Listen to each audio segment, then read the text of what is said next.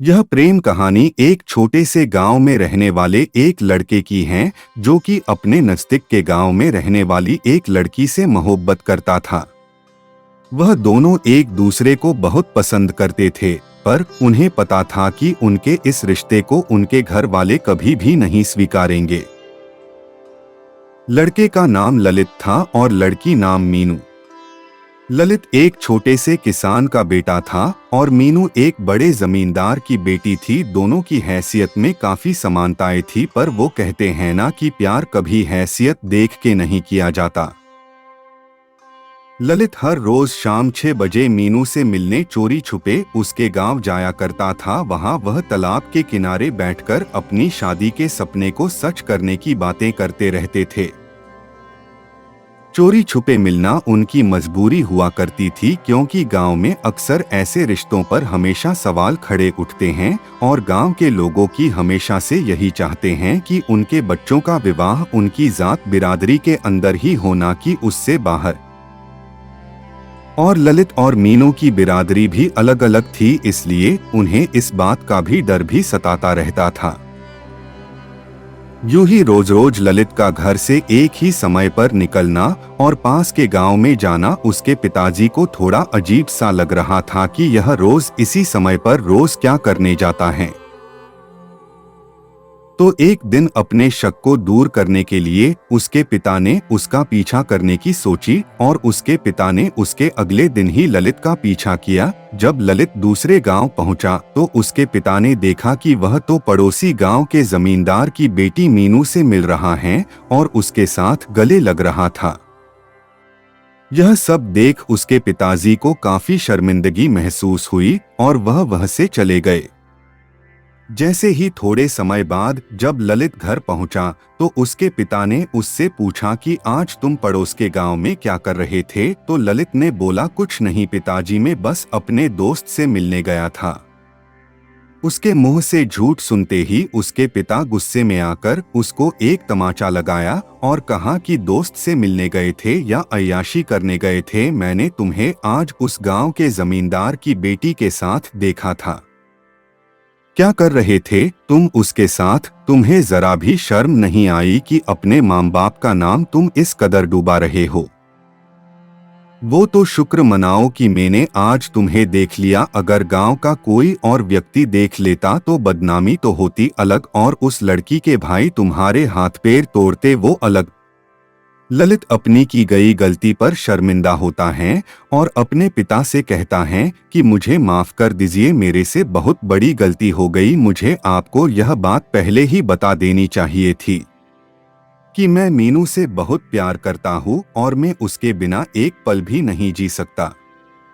यह सुनते ही उसके पिता उससे कहते हैं कि बेटा देखो, ये बात तुम्हें भी पता है कि वो हमसे हैसियत में कितने बड़े हैं और वो तुम्हारे इस रिश्ते को कभी नहीं स्वीकारेंगे। इसलिए बेहतर यही होगा कि तुम्हें उसे भूल जाओ। अपने पिता की बात सुनकर ललित काफी मायूस हो जाता है और पूरी तरह से टूट जाता है।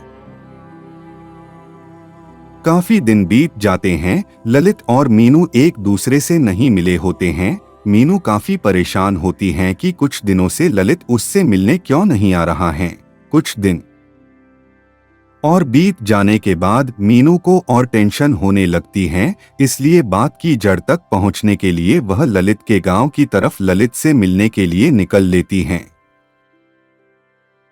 जब वह रास्ते में चल हो रही है तो अचानक उसकी टक्कर एक लड़के से हो जाती है और वो लड़का कोई और नहीं ललित ही होता है। वह उसको देखते ही उसके गले लग जाती हैं और रो रो कर उसका बुरा हाल हो जाता है और वह उससे कहती हैं कि तुम मुझसे इतने दिनों से मिलने क्यों नहीं आ रहे थे? पता है मैं कितना परेशान हो रही थी कि कहीं तुम्हें कुछ हो तो नहीं गया, पर शुक्र है कि तुम ठीक हो। इतने में ललित मीनू को चुप करता है और उसको अपनी सारी बात बता देता है कि उसके पिता ने उसको तुमसे मिलते देख लिया था और हमें एक दूसरे को भूल जाने को कहा है।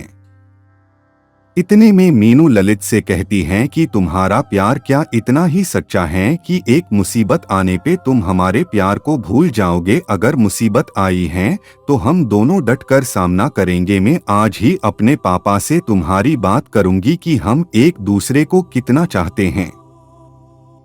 इतने में ललित मीनू से कहता है कि नहीं, तुम ऐसा कुछ नहीं करोगी। मैं नहीं चाहता कि तुम अपने परिवार के सामने शर्मिंदा हो और उनका दिल दुखे, इसलिए बेहतर यही होगा कि अब हम एक दूसरे को भूल जाएं। उसका इतने सालों का प्यार अब खत्म हो जाएगा। मीनू काफी उदास होकर घर पहुंचती हैं, पर वह ललित की बात को ना मानते हुए अपने पिता से अपने रिश्ते का खुलासा कर देती हैं। वह बताती हैं कि वो ललित से कितना प्यार करती है। यह सुनकर मीनू के पिता उस पर काफी गुस्सा होते हैं, इस बात पर नहीं कि उसने प्यार किया, बल्कि इस बात पर कि उसने एक किसान के बेटे से प्यार किया। उसके पिता कहते हैं, चाहे तुम जीते जी मर जाओ, पर मैं तुम्हारी शादी उससे कभी नहीं करवाऊंगा। तुम्हें हमारी हैसियत देखकर प्यार करना चाहिए था, हमारी भी इज्जत है। अगर तुम्हारी शादी उस लड़के से होगी तो हमारी पूरे गांव में बेइज्जती हो जाएगी, और यह मैं जीते जी कभी नहीं होने दूंगा। मीनू के लाख मनाने के बावजूद भी उसके पिता उसकी बात नहीं मानते हैं और उसको एक कमरे में बंद कर देते हैं। कुछ दिन बीत जाने के बाद मीनू के पिता उसकी शादी अपने एक दोस्त के बेटे के साथ पक्की कर देते हैं। मीनू इस रिश्ते के लिए बिल्कुल भी तैयार नहीं थी, पर अपनी नाक कटने के डर से उसके पिता को यह फैसला मजबूरन लेना पड़ा। मीनू की शादी की खबर सुनकर ललित को एक झटका लग गया था और वह काफी दुखी हो गया था। मीनू की शादी को होने में सिर्फ 2 दिन रह गए थे। मीनू पूरी तरह से टूट चुकी थी, पर मीनू को ये जरूर पता था कि ललित के दिल में अभी भी उसके लिए प्यार जिंदा है। उसके अगले दिन ही मीनू ने ठाना कि अगर मैं जीऊंगी तो ललित के साथ ही, और मारूंगी भी तो ललित के साथ ही। और इसी इरादे के साथ वह अपने कमरे की खिड़की से भाग गई और सीधा ललित के पास जा पहुंची।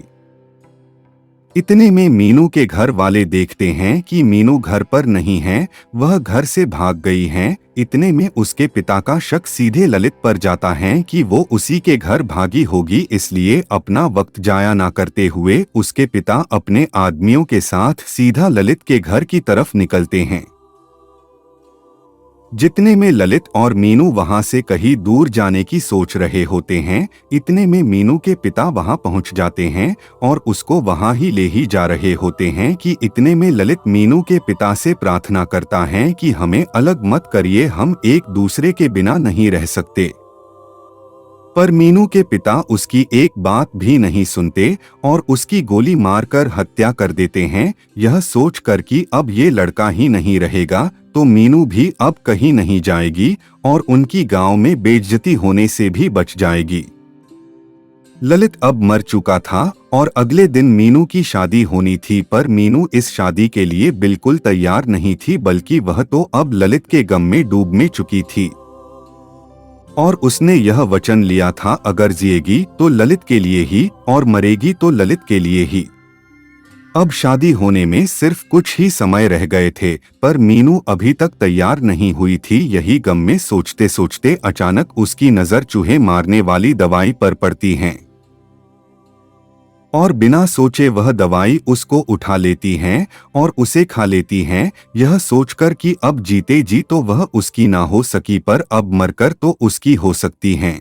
और उसके कुछ पल बाद ही मीनू की मौत हो जाती है।